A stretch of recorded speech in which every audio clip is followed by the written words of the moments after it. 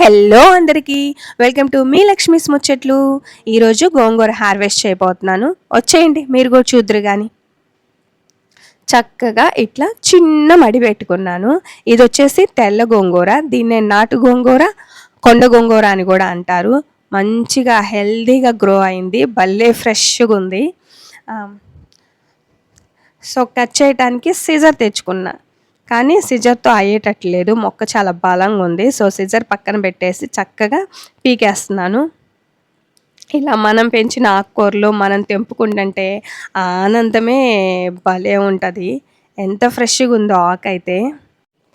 గోంగూర విత్తనాలు చల్లే ముందు మడి తయారు చేసేటప్పుడు చక్కగా కంపోస్ట్లు ఇచ్చుకున్నాం కదా, ఆవు పేడలు, ఎండుటాకులు ఇవన్నీ. సో ఆ బలం అంతా మొక్కలకు పట్టింది, చక్కగా హెల్తీగా బలంగా గ్రో అయినాయి అన్నమాట. చూడండి ఎంత హైట్ ఉన్నాయో. అసలు ఆనందమే వేరు. నా మొహం అయితే సంతోషంతో వెలిగిపోతుంది ఈ ఆకుకూరలను చూసుకొని. నిజానికి ఆకుకూరలు పెంచుకోవడం చాలా ఈజీ. స్టార్టింగ్ కొంచెం వర్క్ ఉంటుంది, కానీ తర్వాత అంతా కొంచెం వాటర్ ఇస్తూ ఉంటే చాలు, చక్కగా ఆకుకూరలు గ్రో అవుతూ ఉంటాయి.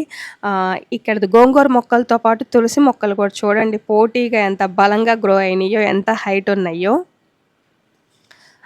నిజానికి గోంగూర చాలా చాలా హెల్దీ, ఐరన్ కంటెంట్ ఎక్కువ ఉంటుంది, టేస్ట్ అయితే సూపర్ ఉంటుంది. ఆల్మోస్ట్ గోంగూరని ఇష్టపడిన వాళ్ళు ఎవరు ఉండరేమో కదా, అందరు ఇష్టపడతారు. చక్కగా ముద్దుగా ఆంధ్రామాత అని కూడా పిలుచుకుంటాం కదా గోంగూరని మనం. ఇక్కడ ఈ గోంగూర మడిలో బచ్చల కూర చెట్టు కూడా ఉంది. చూడండి ఎంత బాగా తీగలు ఎంత చక్కగా హెల్దీగా గ్రో అవుతున్నాయో. వీటన్నిటిని ప్రహరీకి అంటించేసాను.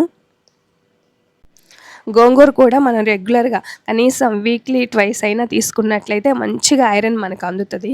మొత్తం గోంగూర చూడండి ఎంత చక్కగా ఎంత వచ్చిందో ఒక చిన్న మడిలో. ఇక్కడ చూడండి చీరాల గోంగూర విత్తనాలు వేశాను. చక్కగా 10 days అవుతుంది, ఇట్లా మొక్కలు పెరిగినాయి. ఒక 1 monthలో ఇది కూడా క్రాప్ వస్తుంది. ఈ గోంగూర చూడండి చక్కగా నడుముల కన్నా ఎక్కువ హైట్ వచ్చింది. ఎంత మంచి గ్రోతో ఇది. మన బయో కంపోస్ట్లు బాగా పనిచేసినాయి అన్నమాట. ఇంత హెల్తీగా గ్రో అవుతాయి కంపోస్ట్లు ఇచ్చుకుంటే. ఇది ప్యూర్ ఆర్గానిక్ గోంగూర, టేస్ట్ సూపర్ ఉంటుంది. వీడియో చూసిన వాళ్ళందరూ లైక్ ఇవ్వండి ప్లీజ్. Thanks for watching.